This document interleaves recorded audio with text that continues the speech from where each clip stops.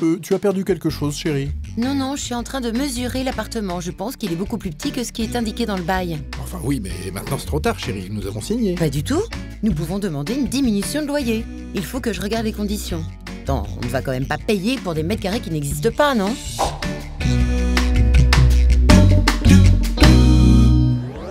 Si vous êtes locataire, sachez que la surface habitable de votre logement doit apparaître sur votre contrat de location. C'est une obligation imposée par la loi, donc vérifiez bien que la surface de votre logement soit bien mentionnée au bail. Et si vous estimez qu'il existe un écart entre la surface indiquée et la surface réelle, vous pouvez demander à un professionnel de la recalculer. Sachant que la surface habitable, c'est la surface de plancher construite, de laquelle on déduit la surface occupée par les murs, les cloisons, les marches, les cages d'escalier, les gaines et les embrasures de portes et de fenêtres.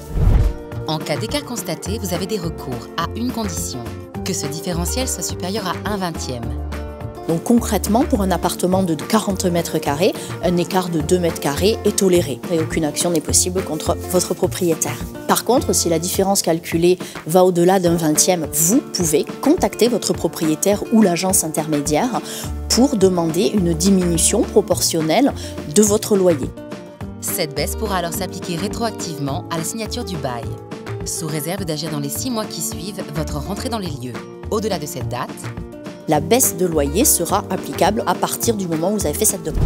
Enfin, si la démarche amiable auprès de votre propriétaire n'aboutit pas, vous pouvez engager une action en justice contre lui, mais il y a un délai, c'est dans les 4 mois qui suivent la demande initiale que vous lui avez faite.